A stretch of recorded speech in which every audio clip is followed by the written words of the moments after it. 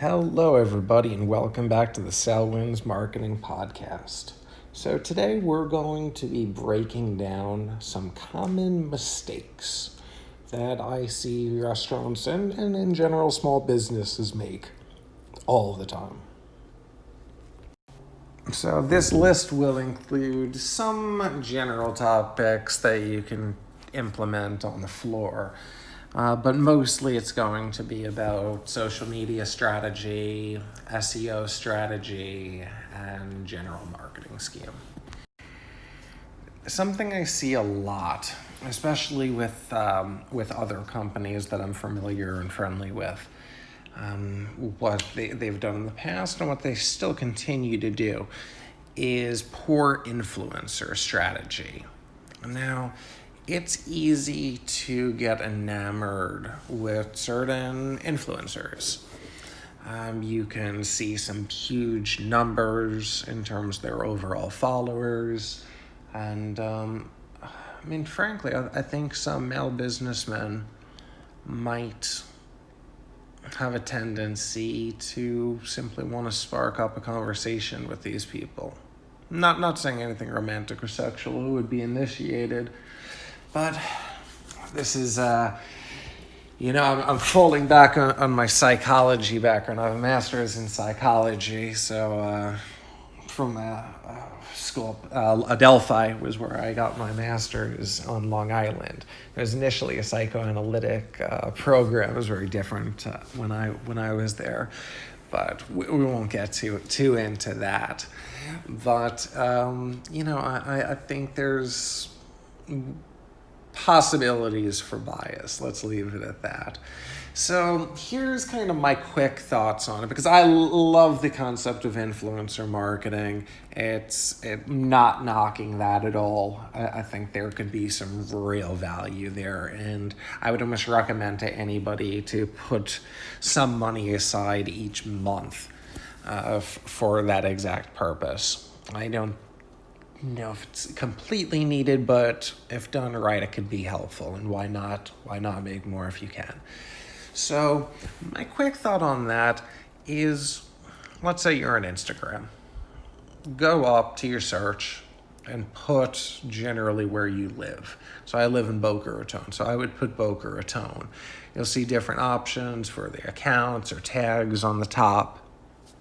What I'll do is just hop over to locations, and then you can put Boca Raton.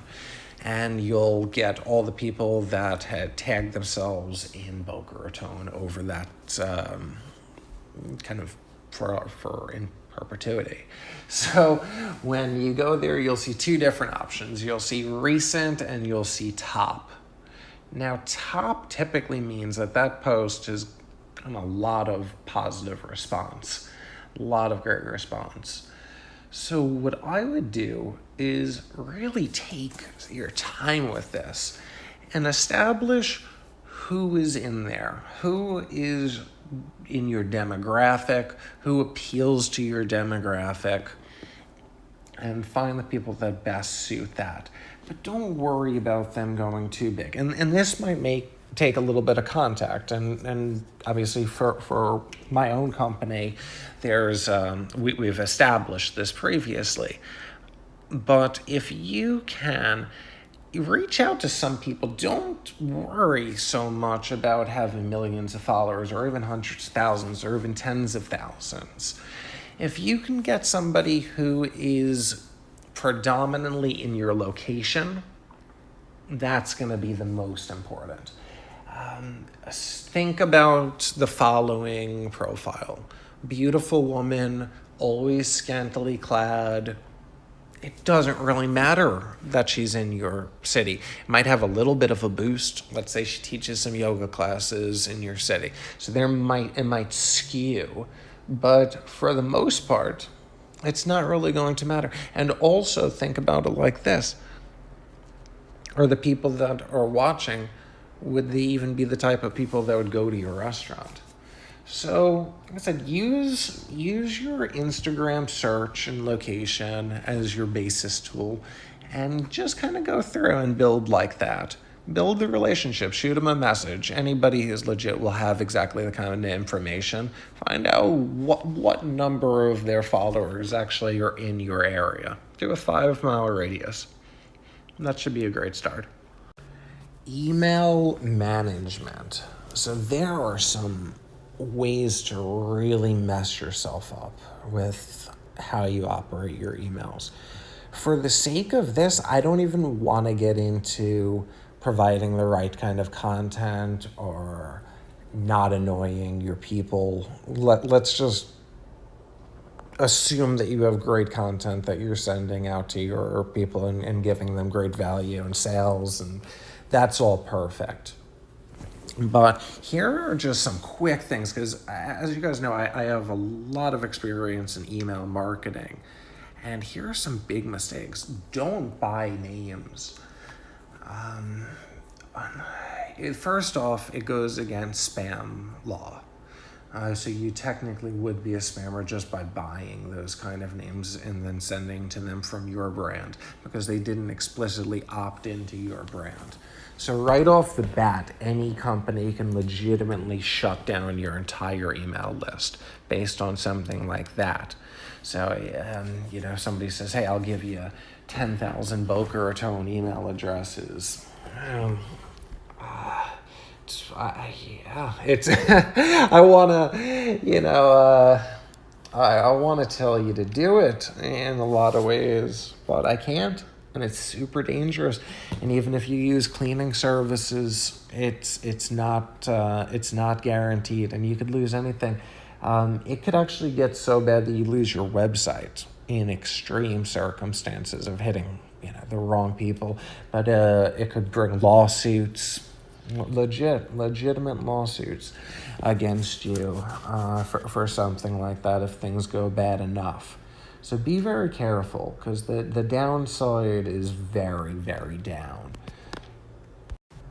Also, you gotta make segments when you're sending out emails. If you're sending to people who have never opened or clicked your email too much, you're going to start going into spam. And then no matter how many great emails you're getting and how many people want to be there, you're still not going to be good. So in general, you'll be good, and I'll keep you updated, because this changes all the time. But in general, make a segment that has all of your 60-day clickers, people who've clicked on emails, or people who have opened in the last 30 days. I would also say that for non-Gmail names, give them between 5 and 10 attempts to contact them. And if they don't open, leave them alone forever. Or if they are Gmail names, I'm always so nervous about Gmail because they're so valuable and so new. I only give them about 2 or 3 tries, depending on the list quality and how long the list has been going. So I don't give many tries at all. I like Gmail to see that if I send to somebody, I'm not going to do it again if they're not interested. And it's very important to them, and everybody's going to be moving towards that. So if you have a giant list and you've just keep sending to it, you're not getting the value that you should. Like I said, I'm an expert on email, if anybody has any more questions about that. One concept I see from posts that's missing a lot is positioning. People love a story. I'm drinking Harmless Harvest coconut water right now. And let's just read it quick. Delicious made the harmless way. We spent years perfecting a unique extraction and filtration process to keep our coconut water tasting distinctly crisp and fragrant. It's got the word sustainable all over it. We've got a whole team in Thailand where the coconuts grow. They make sure we farm and bottle to the highest standards, kind of putting the focus on the actual growers who are holding them accountable. Fair for life. This certification certification means we're serious about fair trade and social progress. We're not perfect, but we wake up every day with the intention of doing less harm and more good. All of these little sentences and phrases show you the personality. And when you just show the crispy duck, it doesn't do it the same justice as giving the story. Tell us where it came from.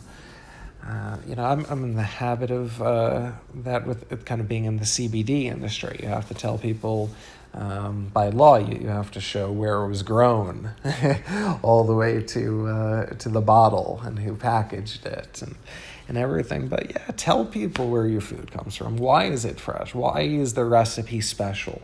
All these things, especially in video form, are so valuable. Why your staff cares more. Why the people that you hire have more integrity than others. Anything like that. Be creative, but just showing your food doesn't show the great picture. Doesn't give the personality we need, especially if they're not familiar with your restaurant, the new customer. You need to show that personality if you want them to come. Just showing the picture of the food won't do it. And finally, just the one bit of advice on the actual ground level, and it means so much. I know it's hard. I'm in customer service too. But you have to make sure your employees are kind.